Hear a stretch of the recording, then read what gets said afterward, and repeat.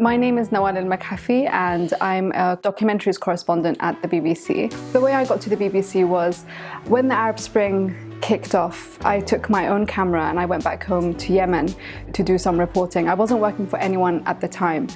So I was making these short videos about what's going on in Yemen, about the revolution. I was meeting people at Change Square, and it was the first time for me to go back in a few years because I grew up here in England. And then someone from the BBC came across the work I did in Yemen and called me here.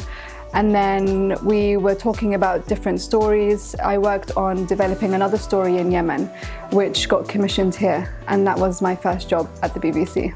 One that does come to mind is interviewing General Brigadier Al-Asiri, who's leading the coalition in Yemen. You are conveying wrong information. So you're allowed to use cluster munitions in farms? Excuse me? In civilian farmland? No. Are you allowed to use cluster munitions in populated areas in the capital city? No, listen to me. Okay. There is no military benefit to use it in the capital. But you did use it. No. It was documented by Amnesty and Human Rights Watch. No. I was incredibly nervous when I did that interview, and it is because I felt so much responsibility. I felt like you had this one opportunity to hold this person to account for all the stories you've heard traveling across Yemen. You know, this was me asking him about Salim, who's the 8-year-old boy we met in Yemen, and about all those people who lost their family members in the funeral bombing, or all in the airstrikes that we witnessed in hospitals and schools. Like, that was my one time.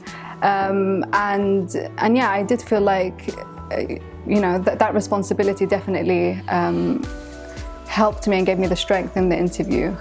In August this year, we went back to a village in Hudaydah to meet a young boy called Abdurrahman, who's now 3 years old. We met him last year, and he was in a very, very terrible state. He was suffering from severe acute malnutrition, and all he needed was lactose-free milk, which wasn't available anywhere in Yemen.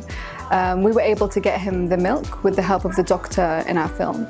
And then this year, I went to meet him, and not only is he running around, not only is he doing so well, but the British public actually supported him and his family to work, to rebuild their home. And that has got to be the proudest moment of, you know, all the 5 years that I've been working here.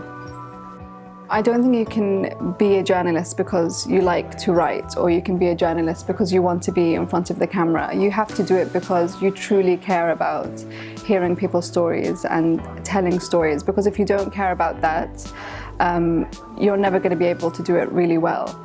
I think when you're really passionate about a story, no matter what the story may be, it could be something here in London or something you've come across anywhere in the world. If you're not really passionate about it, you won't be willing to cross whatever barriers come in your way to do it well. You know, people need to feel like you care for them to want to tell you about the worst days of their lives. And if they feel like you don't care about their stories, they're not going to open up to you.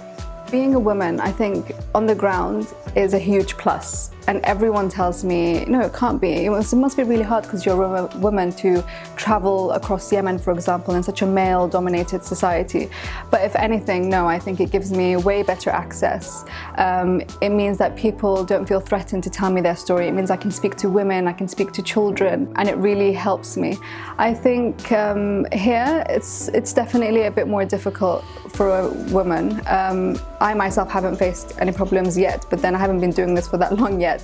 When you're interviewing, I think, politicians, or for example, we interviewed a general in Yemen last year to hold him to account about the funeral bombing. And I think he thought, oh, she's a woman, she's harmless, so I'll do the interview. I don't think he would have done it if I was a man. They have such low expectations of women that they're willing to do it, but we definitely took them by surprise when we did the interview.